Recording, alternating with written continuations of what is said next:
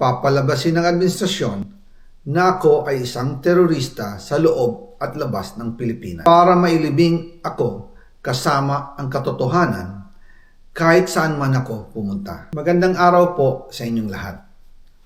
Bago ko ipagpatuloy ang aking paliwanag, nais ko munang magpasalamat sa inyo. Maraming salamat sa inyong bukas na isipan, sa inyong pasensya, at sa pagtanggap ninyo sa mga impormasyong aking ibinabahagi. Alam kong hindi madali ang mga paksang ito. Mabibigat at mahirap tanggapin. Hindi po ako makauwi dahil malaki ang banta sa buhay ko. Ngayon naman ay meron kaming natanggap na balita. Papalabasin ng administrasyon na ako ay isang terorista sa loob at labas ng Pilipinas para mailibing ako kasama ang katotohanan kahit saan man ako pumunta. Pero mahalagang malaman ng taong bayan ang katotohanan. Muli, taos-puso akong nagpapasalamat sa inyong pakikinig. Una po sa lahat, sinasabi ng ICI at ni Henry Alcantara na 21 billion pesos daw ang napunta sa akin. Hindi po totoo yun. Wala akong natanggap na ganyang halaga. Ang totoo, mula 2022 hanggang 2025, ang kabuuang pera na dumaan sa akin para ibigay kay Pangulong Bongbong Marcos at kay dating Speaker Martin Romualdez ay umabot sa 56 billion pesos at hiwalay pa dyan ang 100 billion pesos insertion ng Pangulo sa 2025 budget. Pati na rin ang 97 billion pesos flood control insertion na inilagay sa NEP ng 2026 national budget. Balikan natin kung paano ito nagsimula.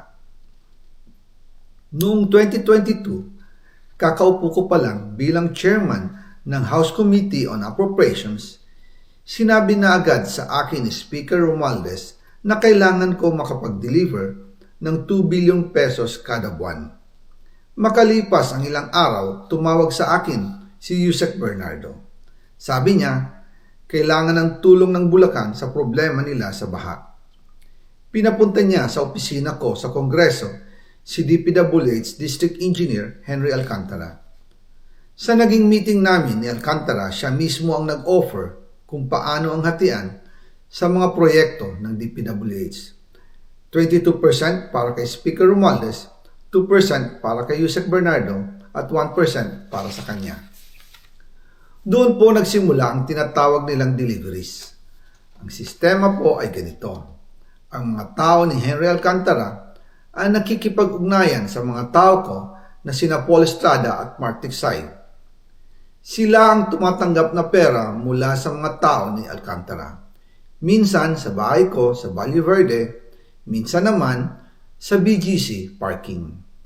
Pagkatapos nilang makuha ang pera, sila Mark at Paul naman ang nag-aayos o nakikipag-coordinate sa tauhan ni Speaker Martin Romualdez na si Jocelyn Sereno para sa pagdi-deliver ng male-maletang pera patungo sa bahay ni Speaker. Una, sa North Forbes Park sa McKinley Drive at nang lumipat siya sa number 14 Nara Street, South Forbes Park. Gusto ko pong linawin, hindi ako nakikialam sa mismong proseso ng paghatid. Dumaan lang po sa akin ang pera na agad dinideliver kay Speaker Romualdez. Ako lang po ang nagko-confirm sa text kay Speaker kapag nadala na ang pera sa bahay niya. At lahat ng ito, mula sa unang utos noong 2022 hanggang sa huling delivery noong 2025. Umabot sa mahigit 55 billion pesos plus ang naihatid sa bahay ni dating Speaker Martin Romualdez. Madalas hindi nabubuo ang hinihinging 2 billion pesos bawat buwan ni Speaker, kaya iyan ang final total. Ang sinabi mismo ni Speaker Martin sa akin na hati sila ni Pangulong Marcos sa perang yon. Ang listahan ng mga deliveries na ito, kung kailan, magkano, at saan dinala, Ilalabas ko po kasabay ng video na ito. Noong November 2024, habang nasa proseso kami ng pagtatalakay ng budget, nakipag-meeting sa amin ni Speaker Martin si Yusek Jojo Cadiz. Sabi niya, masama raw ang loob ni Pangulong Marcos, wala raw siyang natatanggap na remittance.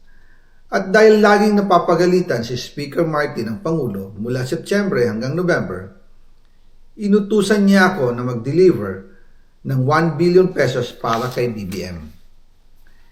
Ayon pa kay Yusek Jojo, nang ipaalam niya ito sa Pangulo, ang utos sa kanya ng Pangulo ay mag-ingat at siguraduhin si Yusek Jojo lang ang maghahatid. Ang instruction po sa akin ni dating Speaker Martin Romualdez ay dalhin sa number 30 Tamarind Street, South Forbes Park at ibigay kay Yusek Jojo Cadiz dahil ito raw ang drop-off point na malapit sa bahay ng Pangulo.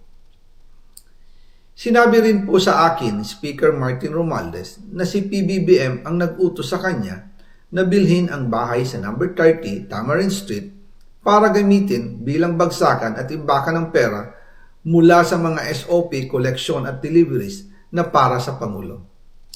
Noong December 2, 2024, personal kong i-deliver ang 200 million kay Yusek Jojo Cadiz sa number 30 Tamarind Street, South Forbes Park. Ayon sa kanya, dadalhin daw niya ito sa bahay ng Pangulo sa number 41 Nara Street, South Forbes Park. Kasunod nito, noong December 5, 2024, muli akong nag-deliver ng 800 million sa parehong address at Yusek Jojo Cadiz pa rin ang tumanggap. Sabi niya, iyon naman ay dadalhin sa bagong bahay ng Pangulo sa South Forbes Park. Sa kabuuan, 1 billion pesos ang personal kong naihatid. Ako mismo ang nagbigay ng pera, kasama ang aking driver at mga tauhan. At lahat ito ay base sa direktang utos ni Speaker Martin Romualdez. At yan po nabuo ang kabuuang halagang 56 billion na ipinadala mula 2022 hanggang 2025. Pero kahit na i-deliver na ang 1 billion pesos para kay Pangulong Marcos at kahit na naisama na rin sa 2025 budget ang 100 billion pesos insertion sa pamamagitan ng BICAM Committee, ayon mismo sa utos ng Pangulo, nagagalit pa rin daw si BBM.